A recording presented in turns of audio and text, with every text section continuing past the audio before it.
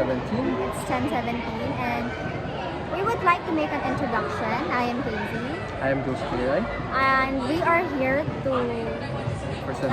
share our thoughts and present our answers to you with the two questions that were given to us. So let's start with what is our moral obligation To others. to others as a good moral agent? So would you like to start or me? Please start first. Okay, ladies first. Yes. Okay.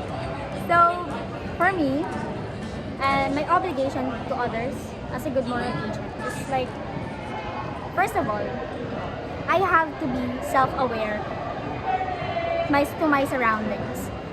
More on being more on being understanding to others what would happen to my place, to my environment. So I would know kung ano ba yung nangyayari nila. Magiging self-aware ako, then I will just scan everything. Aaralin ko kung paano ako makikipag-communicate to others. Kasi ganito yung environment nila. And paano kaya adjust yung kinasanayan ko within this environment. For example na lang, if ever I was in my office, I was a working student, nasa office ako, my environment and that is very formal, appropriate, casual, matalino, ganon. So I would really adjust myself to the fact that I would talk in straight English, would be formal and everything. But when I'm with my friends, I mostly just have fun, talk to them in a very jargons way and mga namin. You really wanted to feel that you're in that group. Kaya I would change my perspective on that. So, what about you? For me, I think practicing your empathy. Like for example, yung pakikinig mo lalo, no? Parang actively listening na maayos. And mahalaga kasi na mag-engage in a conversation, lalo na sa open-minded tayo, lalo na sa mga seeking to understand others. And also yung perspective and yung feelings nila, mas na provide lalo na kasi mahalaga na malaman natin yung sa loobin nila. And I think maganda na maipakita nila yon na mahalaga and mas parang mas mako-comfortable tayo, lalo na kung na-engage nila ng tama and mas nalalabas nila ng in a formal way yung kanilang sinasabi. For that, But between something na with something friends. like friends or families, around them, like that. So, parang sa sinabi mo, like, kailangan mo natin ng magkaroon din tayo ng kahit konting empathy sa mga ginagawa natin. Tama. And sa paggawa ng natin, ng pag-feel kung ano yung nararamdaman nila. It's like putting your shoe into theirs to know what situation are they in. So, kailangan mong maintindihan kung ano yung pinagdadaanan nila bago mo sila husgahan. So, another factor is being honest to those people. Hindi lang yung mga friends natin, mga family, to everyone. Including na you would first time na mamimit. You would be honest to honest. Kasi bakit ka naman magsisinungaling? And the fact Tama. that they would be acquainted to you, makikilala mo din sila more on yes. Your communication. Dishonesty is just not a moral agent. So, would you like to add more? I think wala na. Okay na. Next Very question, good. please. Oh, next question namin is, how would you live a good life as a good moral agent? You start naman. I would start. Ladies first eh. Okay. Actually, living a good life for me is fulfilling something. Meron akong goal sa buhay ko para masabi ko siyang good life. At na pagtagumpayan ko yung goal na yun. Within that certain point of living in existence sa mundong to, that goal that I wanted to achieve is na success. Kailangan mo muna makuha yung I've been, pinakababa. I will go to the point na isa-isahin ko siyang pupuntahan para makuha ko siya. Then, ang fulfilling yung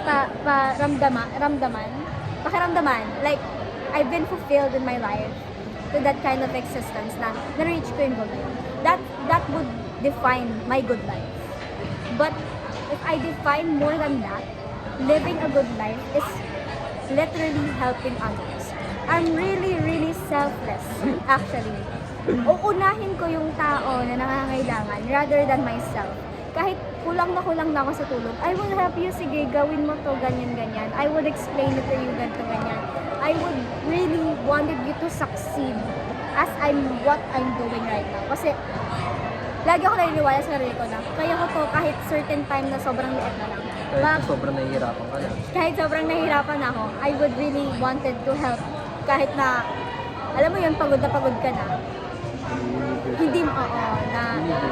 Hindi na ako nagpapahinga. I would like to help others, and that is another factor of living a good life, that I've been help everyone, that I know that I wanted them to succeed in their life as well, na matatandaan nila na we've been good friends, we've been good acquaintances, we've been good in that particularly part of their lives. Yun yung good life sa akin. So, what about you? Para sa akin naman, living in a good life is making ethical choices. Kasi, I think, making ethical choices provides a specific understanding, lalo na sa akin, mas nagkakaroon ako ng maraming Just let it out. Kaya mo yan. maraming information, lalo na sa mga sinasabi sa akin ng mga tao. And also, given na yung treating yourself with respect and empathy, lalo na kasi may responsibility tayong lahat, tayong mga tao, na magbigay ng parang tamang action and actively contributing to the well-being of our community, lalo na sa ating families, friends, or environment. Mas nakakapagbigay siya ng saya, lalo na sa akin, kasi hindi siya nakakapagod, like hindi siya nakaka-down, lalo na sa akin. Mas nakakasaya pa siya sa akin kasi nakakatulong ako. And nakaka-inspire pa ako lalo kasi you're giving a good quality of contributing yourself to a specific situation na magbe-benefit lalo pa sa akin and others, and to think na napakahalaga talaga na magkaroon ng good life kasi dito tayo nahuhubog.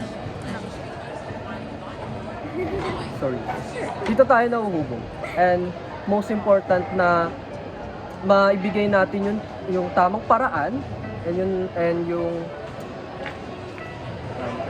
to engage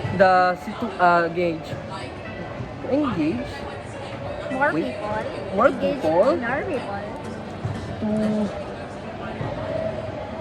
support and care for another, to share their community. Okay. That's all for me. So you really wanted to give something memorable to others, Yes. that you would fulfill a good life if you contributed something. Yes. If you really wanted to have a good life, then be a part of something. So ayun yung like your Kasi- definition. That's my point eh. Like, given na yung pagmamalasakit sa iba, mas nagde-develop siya in terms of my understanding and my That is a complete value, malasakit. Actually, we're Anticians, and it's really good that you're really applying your good life for being a malasakit person. And it's giving, it's giving me, like, you would definitely give yourself to that point of view para lang makatulong. But in return, you would feel really happy and contented. Kasi nga, nakatulong ka. And that is definition of your That's good the most important key aspects. Wow, the most important key aspect is to probably help others. Kaya nga tayo hindi naman, no man lives an island. So, it means na hindi ka nag-iisa sa mundo. You definitely will interact with people, communicate with them, help with them, share your knowledge and your talents and your skills para magkaroon ka ng fulfilling moment in your life that you are living in your fullest and the most good life you've ever wanted. So, that Ang is... galing na din. Medyo magaling siya. Actually, magaling talaga. Charot. So, that is our... So, that is our conclusion for this podcast. Naririnig ka sa speaker. So, That's all for our podcast and see you around. Dog, and I knew that he would take us back into a little bit of light before